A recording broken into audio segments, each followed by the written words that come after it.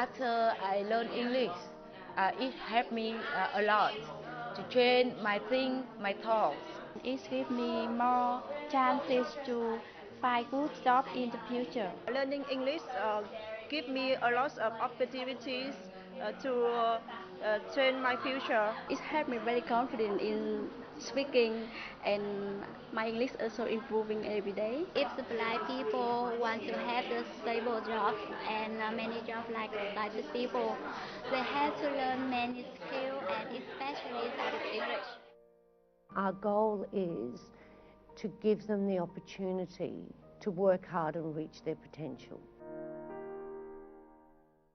Hello and welcome to another edition of Talk Vietnam. My name is Mai Phương, and to the many visually impaired children in Vietnam, the name Alison Vidotto has become so familiar, and she's one of the people from Australia, but she's come all the way to Vietnam to help visually impaired and underprivileged children in Vietnam to realize their potential. So we're so happy to have her in our studio today, but before we talk with her, let's take a look at a following report. Alison has been the driving force behind the Australian Charity for Children of Vietnam, or ACCV, since its inception in 2006. Since her return to Australia after an initial visit to Vietnam, she's worked tirelessly to establish an organization that will provide an opportunity for a better life for those in need. It's Alison's passionate belief that all children are entitled to the requisite opportunities to help them reach their potential. This includes vital medical care, nutrition, and education. After the introduction of Braille, which teaches visually impaired students to read, Alison hopes to equip them with necessary skills to broaden their horizons and improve their employment and education opportunities. Thank you so much for being on the show. Thank you. Yeah, to start off, let's start off lightly. So why did you choose Vietnam and how did you find Vietnam first? Vietnam really chose us. We came here for a family holiday for 2 weeks, and we met some young people here living in poverty, and as a family we discussed it, and it sort of grew into ACCV. We wanted to do something to help. And tell me a little bit about the story that got you hooked. Well, I think the most significant early story was when we met Quan, and Quan is here today. We actually travelled to past Hoa Binh, where Quan lives, and we met Quan and his mother, and it really deeply affected us. Quan had lost his vision about 8 years before we met him, and he had just sat in this very small home in the countryside for 8 years, not doing anything each day. And as a family, we're a very close family, we actually talked about that and talked about how we could help and what we could do to help.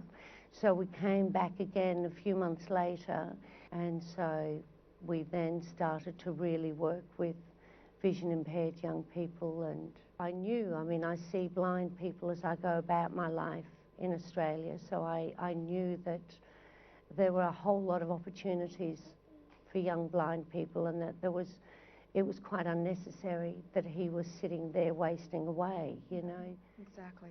So what are the main focuses of ACCV? Well, ACCV has three arms. We have the Elite Program, which is an acronym for English Language and IT Education for young blind people. We have the Brighter Tomorrow program, and that works with education and people living in poverty. We support a number of young people with their education and sometimes nutrition or living. So we then have a third program, the Christine Edith sponsorship program, which is at the National Paediatric Hospital, and we support quite a number of families living in poverty with seriously ill children. And that program has really grown. We now support a lot of children whose families are in a lot of trouble because their child is very ill. They don't have access to money for medicines and medical care and things like that. So we have the three programs.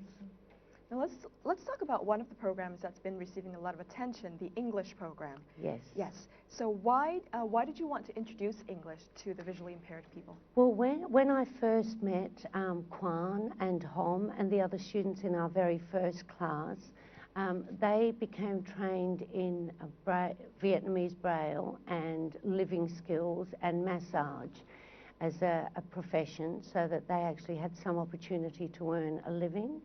But it didn't take long to realise that making a living from massage is very difficult, and many companies open the door. There's opportunities for people who can speak English. So I thought if they can speak English and they can operate computers at an academic level, then their job prospects and their opportunities for the future will really grow. Exactly. So you think so? They're like the necessary tools for them to basically Absolutely. get on. I see. That's great. That's great. Before we move on, let's take a look at one of the classes where the visually impaired people learn English using Braille. It's been more than 2 years since the English class for the blind was opened by ACCV. From a few students at the beginning, the class is now the destination for thousands of people who suffer from blindness but want to learn English. With the support of ACCV, people coming here can learn English through Braille textbooks designed specifically for the blind. Giáo trình của chúng tôi học rất là khác với cả những người bình thường, nhưng mà nó rất là thực tế, nó rất là thiết thực. Và khi mà đã tiếp cận được xong một bài nào, học xong một bài nào là chúng tôi có thể hiểu và chúng tôi có thể nói ngay được, sử dụng ngay được nó. Đấy, chúng tôi rất là tự tin sau khi mà học những bài học đấy. ACCV provides students with textbooks, but it needs assistance from volunteers, both Vietnamese and foreign, to come and help the blind students with their studies. That helps can bring great opportunities for those with disabilities like Huế and Yên, university students, to improve their skills. Đối với sinh viên Việt Nam ấy, thì cái khả năng giao tiếp nó còn hạn chế do là không được thực tập nhiều, thực hành nhiều với người nước ngoài ấy. Thì khi mà đến với lớp học này có các giáo viên của người nước ngoài đến dạy thì họ giúp bọn em cải thiện được kỹ năng giao tiếp tiếng Anh ấy. Và em thấy lớp học này rất là hữu ích. Lớp rất là có ích cho những học sinh, cho những người khiếm thị ạ. Tại vì đến đây bọn em sẽ được nói chuyện và được học cách giảng dạy của những người nước ngoài. Bọn em được cải thiện cái khả năng nói cũng như là nghe tiếng Anh của mình. Some people may think that getting a university education is very difficult for those who are blind, but with the efforts of the ACCV staff, that idea is being proved wrong. The fact is, with proper support, ACCV is helping these disadvantaged ones triumph over adversity and forge their own paths into the future.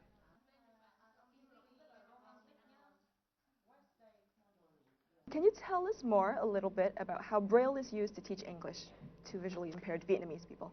Exactly. If anybody has attended English classes, they begin at introductory level, so they begin with the English alphabet, learning pronouns and verbs and, grammar points.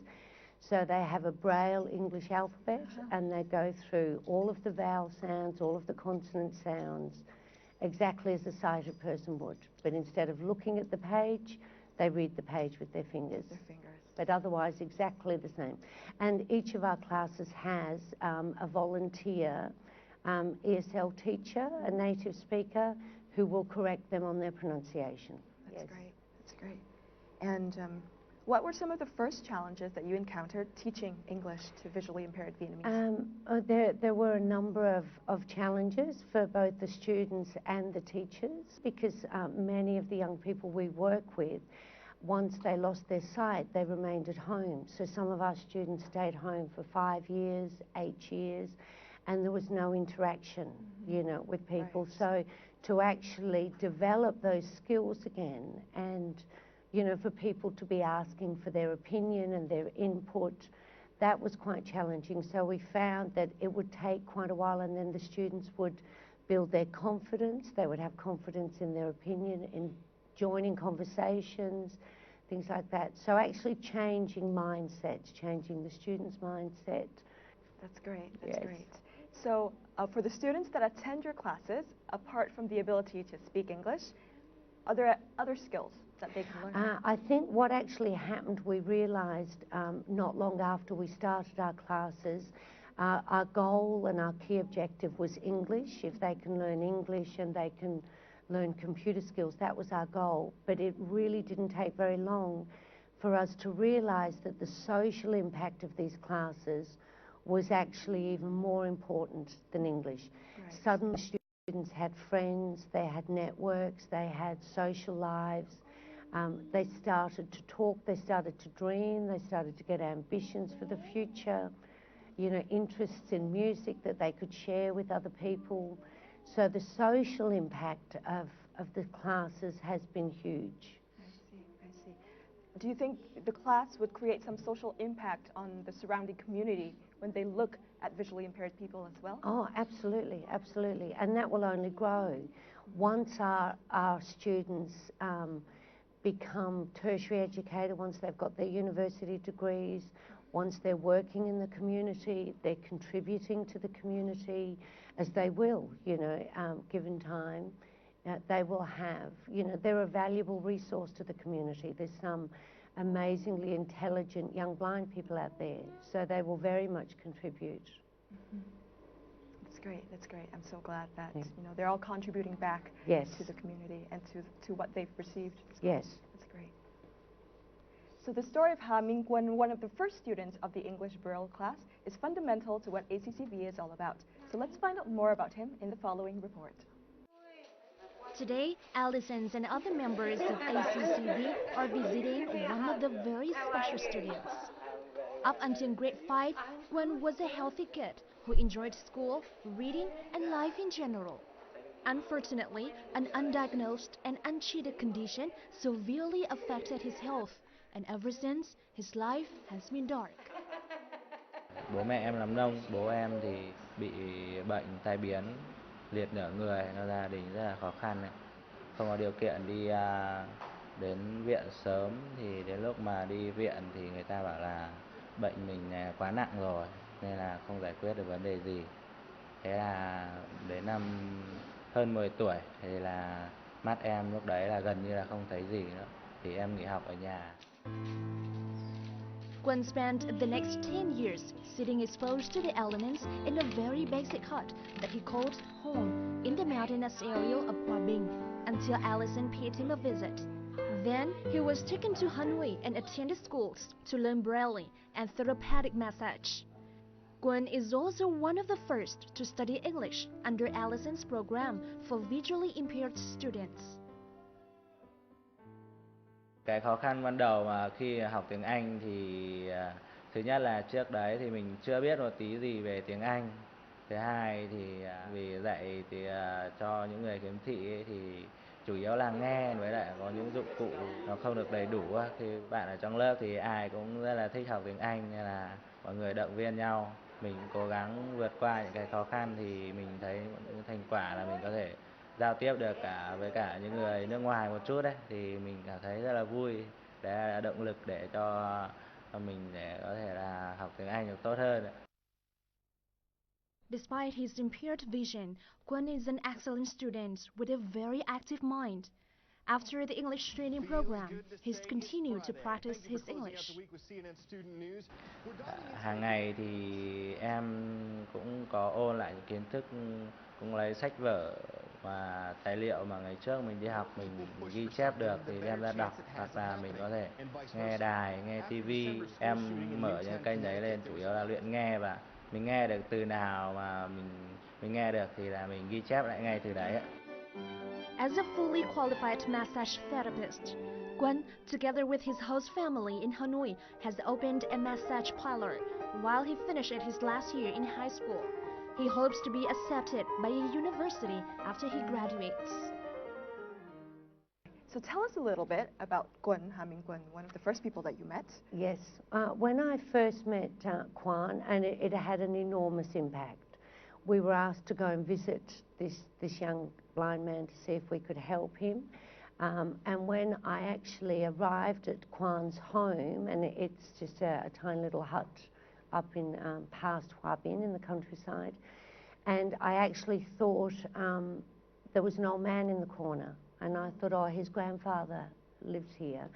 And when they said we'd like to introduce Kwan, I was truly shocked that this young man was only 18 years old, and speaking to Kwan's mum, and she was quite upset, and she was very concerned about their future and their survival and what would happen to him. And what made me so determined was I related to Kwan's mum, and you know, they live miles away, and we had no way of letting them know that we were coming, so I just appeared, you know, and there's like rice fields all around, and so most of them had never seen a blonde before, and so you can imagine how we just appeared from nowhere, and and I said to his mum that, you know, that I wanted to help him, and I was quite amazed at how brave she was to say that yes, we could take him to Hanoi if I could find a way to help him.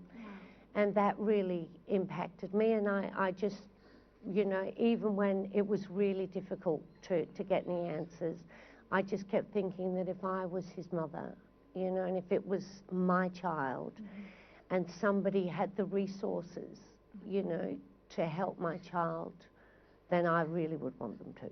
That's right, that's right. It's the mother instinct inside of you that talks. Yes, yes. So how, in your opinion, has education changed Gun's life? Kwan now has a life. You know, when I met Kwan, one of the things that bothered me was, you know, having sons the same age who were busy and noisy and going out with friends and, you know, studying and things like that. I just kept thinking, he doesn't have a life. You know, there's this amazing young man and he just doesn't have a life. Well, Kwan has a life. He, you know, and he has a great sense of humor, and he's achieving things, and he's got a great circle of friends, and, you know, he has great days, he has tough days, but he has a life. Exactly. Yeah. That's great.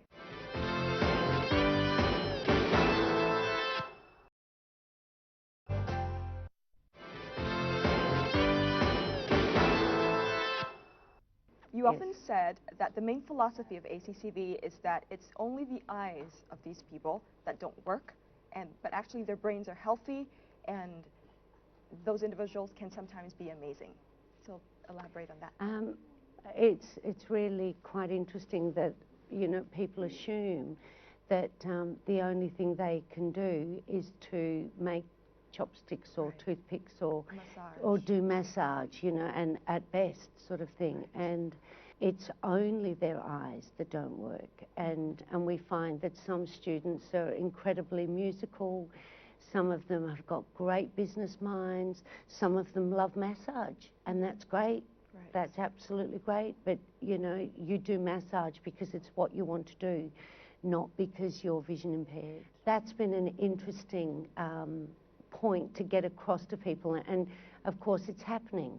You know, people are now meeting our students who have now got good English language skills, and they've got good computer skills, and they're catching the bus by themselves, and they're doing things independently, and they're going to work, and people are sort of, wow, you can get a bus, you can go to work. You know, they're multi-skilled like anybody, you know. Exactly, exactly. Yeah. It's amazing. Alison's and ACCV's efforts have definitely opened up a new realm for visually impaired people in Vietnam. And one example is Ms. Nguyễn Thị Hồng, and she just finished a course in Australia majoring in advanced Braille as well as IT for the blind. So we're so happy to be able to show you a little bit about Ms. Nguyễn Thị Hồng. This is the footage of Nguyễn Thị Hồng, a young blind lady in 2011. And this is Hồng 2 years later, from a shy, withdrawn young girl who had been isolated at home. Hồng is now gaining confidence in using English, acquiring good computer skills, and as a result, is willing to give her peers a go at reading and writing Braille. This is all thanks to the help of the ACCV staff.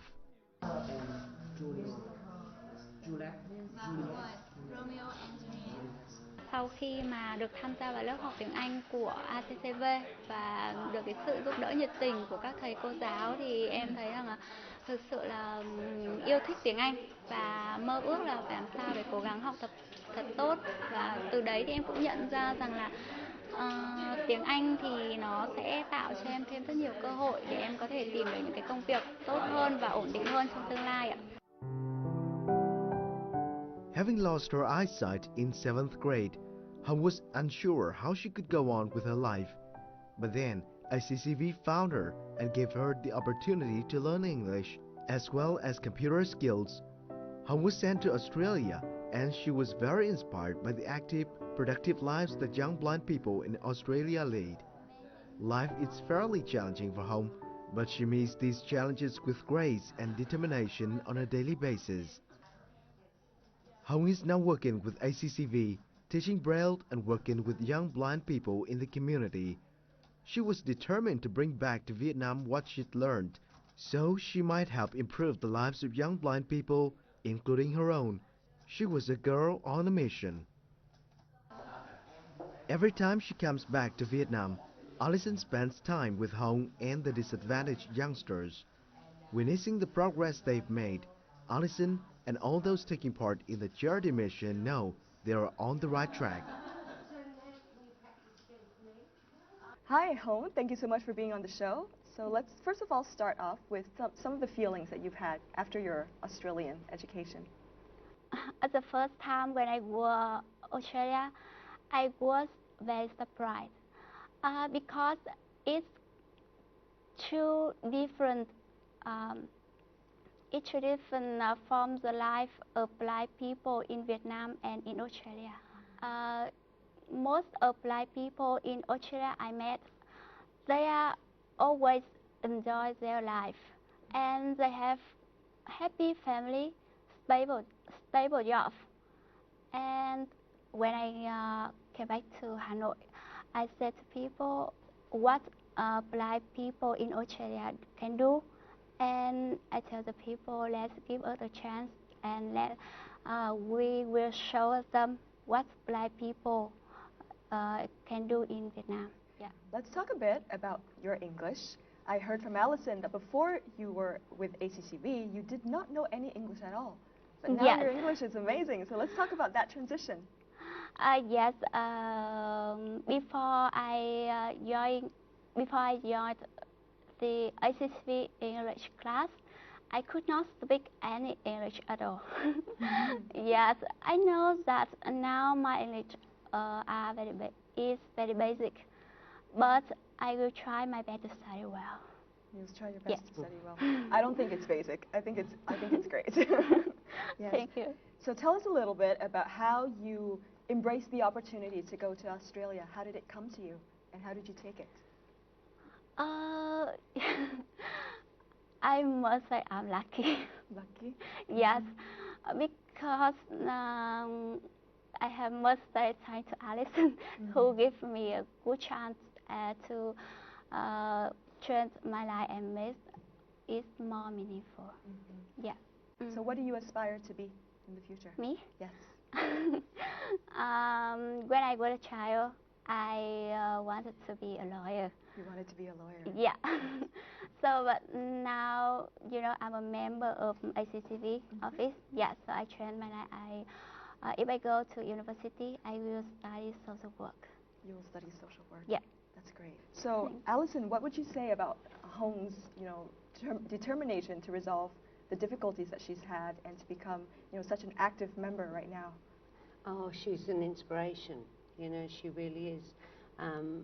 I think she's very much a pioneer for young people in Vietnam. She's incredibly focused and determined. Hom actually suffers with terrible car sickness.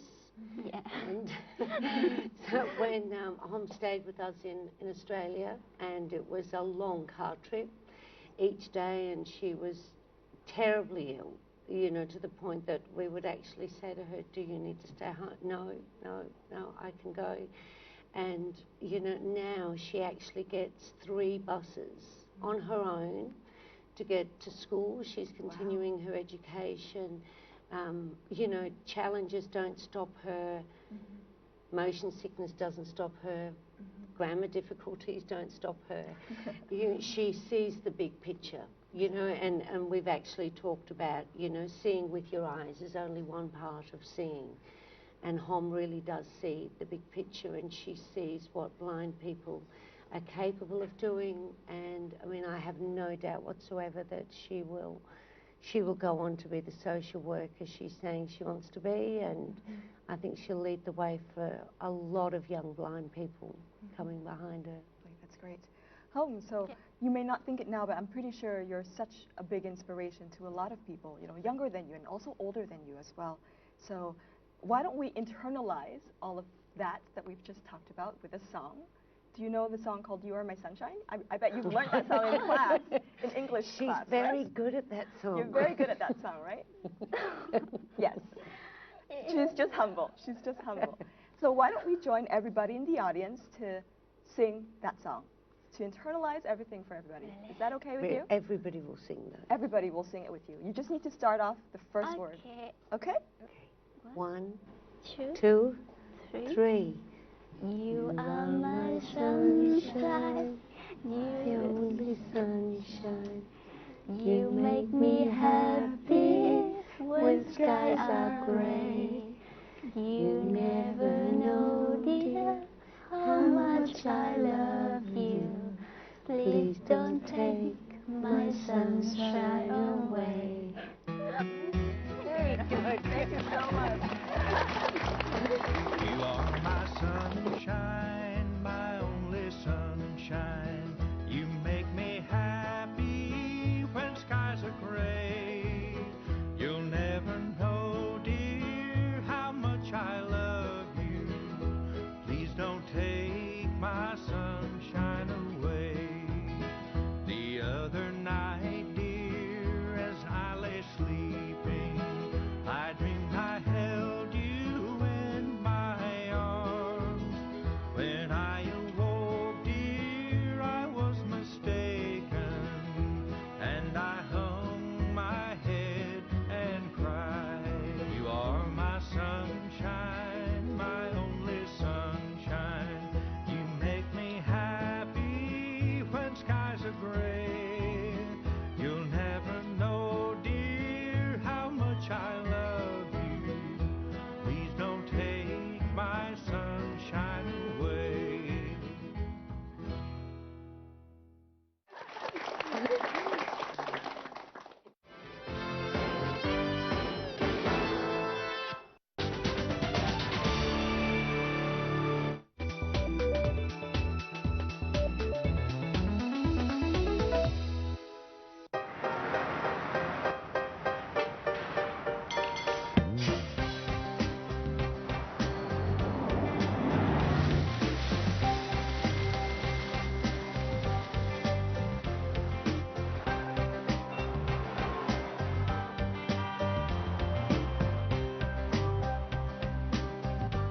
Vô tư đi khắp thế giới với dịch vụ chuyển vùng quốc tế của Mobifone.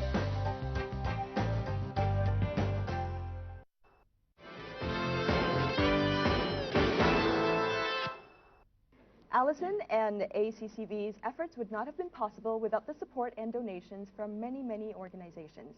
And we're going to take a look at some of the organizations that's helped them. These laptops are a donation from the British Council to ACCV. Through the years, Alison Vidotto has been working hard to get support from other sources apart from her own family members. The success of ACCV is an inspiration for others to take part in achieving the common goal. It's a great opportunity for us. We see young people coming along, learning English, and I've heard today about how they can use the computers to access Gmail, talk to their friends, write CVs, get jobs, get a future. So that's why we're helping.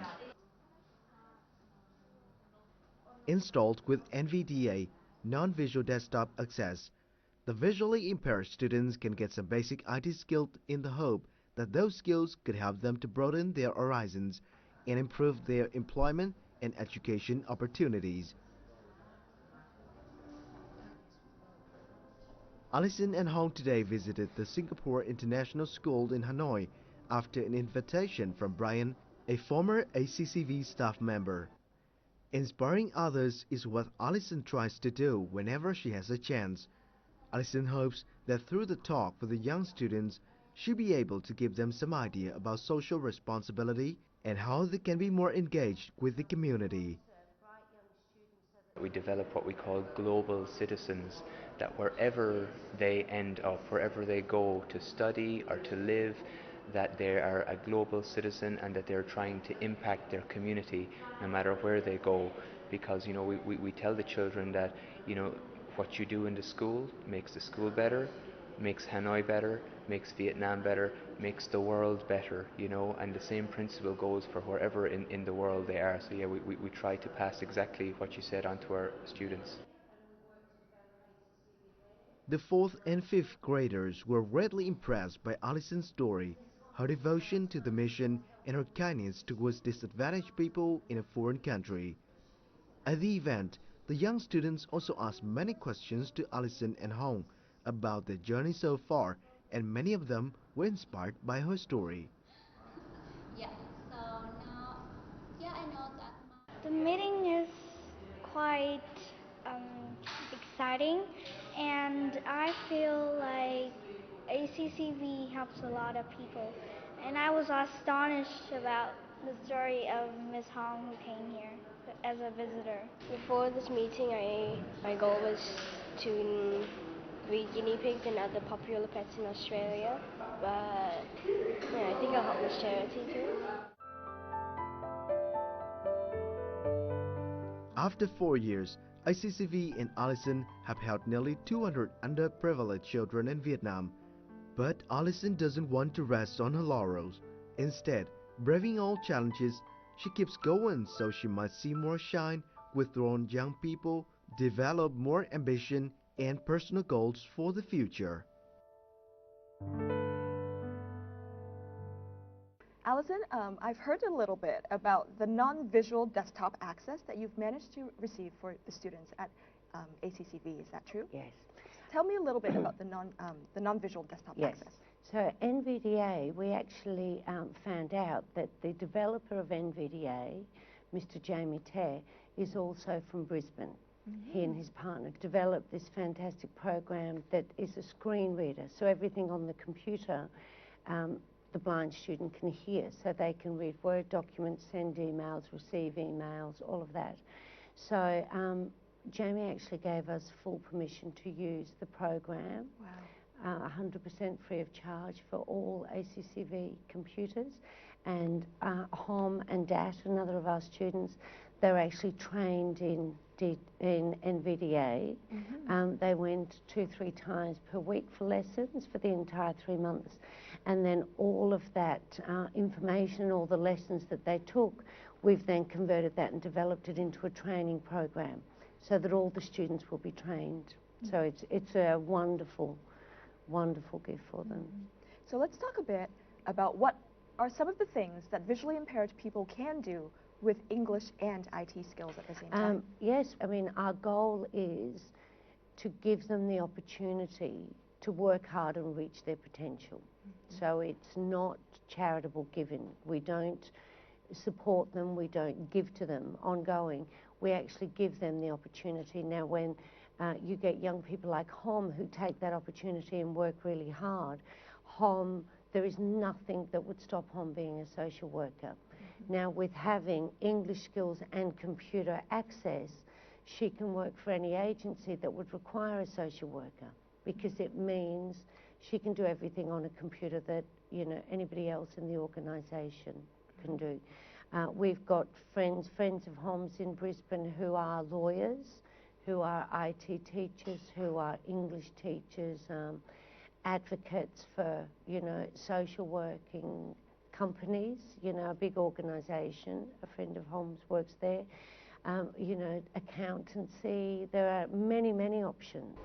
Right, exactly. Another focus of ACCV is to support children living in the hospital. And Alison is a mother of 6 herself, and she empathizes really well with the mothers she meets in Vietnam. And those are the mothers that, even though they are so devoted to their children, but they are unable to give them the fullest dedication because of poverty.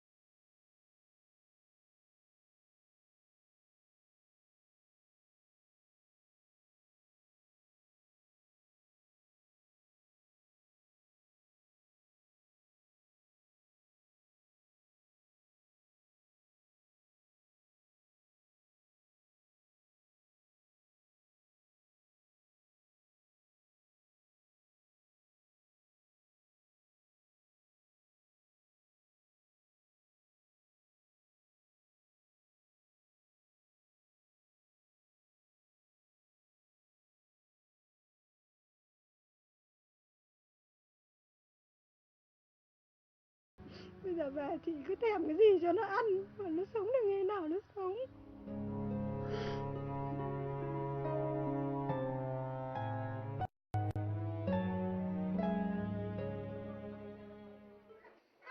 The hope of maintaining Nhi's life only came when Alison's and other members of the ACCV heard about her situation and offered their help.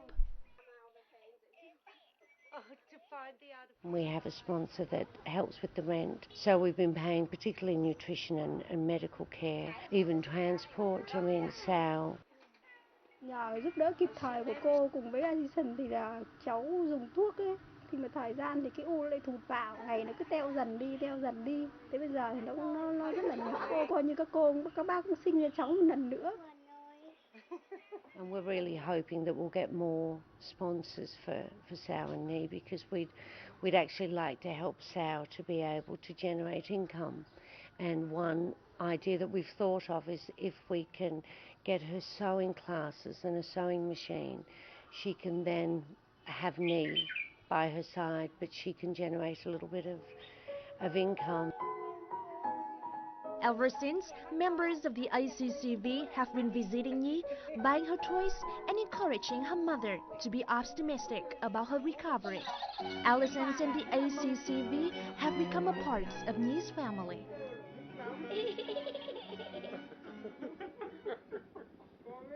So can you tell us a little bit about Nhi's story? Well, we met Nhi and Sal at the end of last year, and an incredibly sad, difficult situation. Nhi had suffered with cancer and had lost both her eyes.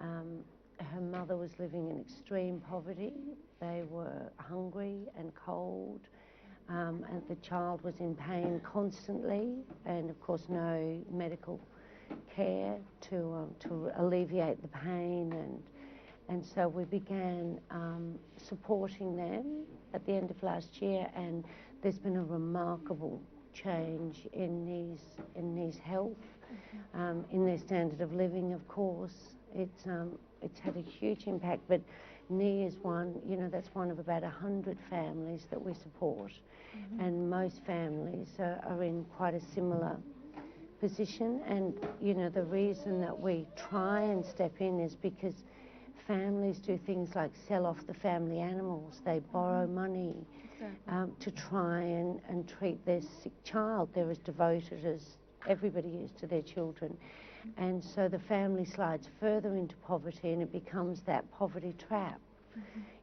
So we've met all sorts of families who've had to choose between food for 3 children or medicine for 1, or they've been on a bus for 14 hours with a child in a diabetic coma. So there's many Nhi and Sals out there. Right. And in our studio today, we both have the mother-daughter pair, Miss Sao and her daughter Nhi, and they're here in the studio with us, and we're going to have a quick chat with them, okay? Chào chị Sáu, cảm ơn chị đã đến với chương trình. Chị có thể cho biết là bà Alison đã giúp đỡ cho gia đình mình như thế nào từ lúc chị gặp bà được không ạ? Thì tôi thì tình cờ biết được Alison thì cũng được khoảng 1 năm nay rồi. thế thì nhờ tại vì con tôi là bị ung thư là nó là cháu bị khoét bỏ cả hai mắt rồi, mà bây giờ hiện tại đã đang tái phát giai đoạn 3 là giai đoạn cuối. Thì trong cái khoảng thời gian mà cháu khó khăn nhất mà nặng nhất có thể là coi như viện mắt và viện ca trả về. Nói chung là cuộc sống của cháu được đếm từng ngày. Thì tình cờ tôi được biết bà Alison thì là bà đã giúp đỡ mẹ con tôi, đặc biệt là cháu Nhi nhà tôi rất là nhiều. Nhờ có bà, nói chung là cũng giống như là bà đã sinh ra cháu Nhi của tôi một lần nữa. Nếu như không có bà thì chắc con tôi cũng không còn đến ngày hôm nay. Tại vì cái lúc đấy là cuộc sống rất là khó khăn, tôi hoàn cảnh thì cháu không có bố từ nhỏ. Mỗi hai mẹ con tôi trông thì cháu bị nằm điều trị viện ca là hơn 3 năm rồi. Đấy thì lúc đấy mẹ con tôi nói chung là lâm vào cái đường cùng không còn lối thoát. Thì tình cờ tôi may mắn nói chung là được biết đến bà Alison thì bà đã giúp đỡ mẹ con tôi là về cái vấn đề về kinh tế và nhất là tinh thần. Thì bà cũng hỏi han thăm nom và giúp đỡ mẹ con tôi gần 1 năm nay. Đến tháng 11 này được 1 năm, tại bây giờ thì cháu là nó cũng được tương đối rất là ổn. Cái khối u của cháu được điều trị thuốc thì cái khối u của cháu thì giờ nó càng ngày nó càng nhỏ đi, nói là rất là khả quan. Thì mẹ con tôi thì tôi cũng không biết nói như thế nào để mà nói đến lời mà cảm ơn sâu sắc đến với bà Alison và tổ chức đã giúp đỡ cho mẹ con tôi, nhất là cháu Nhi trong cái giai đoạn mà cháu nó khó khăn nhất. Sau khi đã có những cái sự giúp đỡ của Alison này rồi thì chị có những nguyện vọng gì nữa không để cho bé Nhi? Tôi nguyện vọng là dưới sự giúp đỡ của Alison thì tôi mong muốn là cháu Nhi của tôi là cái khối u của cháu là ngày một nhỏ đi, và nếu như mà cháu mà khỏe mạnh thì là tôi ước muốn là cho cháu gửi vào cái trường khuyết tật để ở trong đấy người ta dạy dỗ cháu và tôi có thể ra ngoài tôi đi làm kiếm tiền để mà chăm lo cho cháu. Cảm ơn chị là một người mẹ rất là nghị lực đấy ạ. Cảm ơn chị.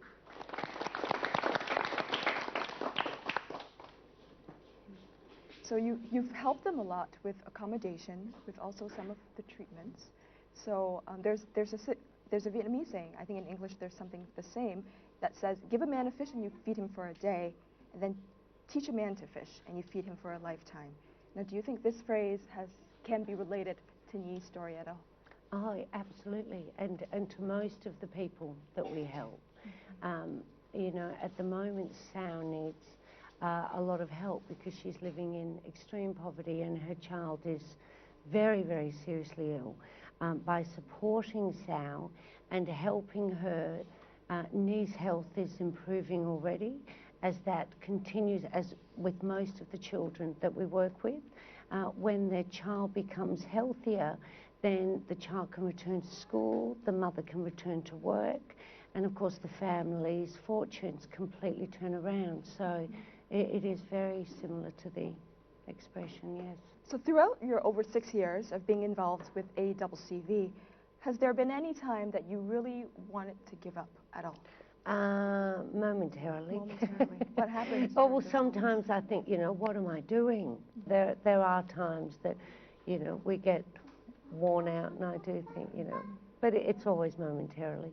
Right. So what keeps you going during those moments? Oh, these people, you know, without question. You know, I get an email from home. I visit the students. I, you know, spend time with Sao or Kwan's mum. You know, they're very, very real people. Exactly. And it's not difficult. I have 6 healthy children who had access to good education. So it's not difficult for me to imagine what it would be like in their shoes and think, you know, well, if somebody had the opportunity to help me, I would really want them to help me.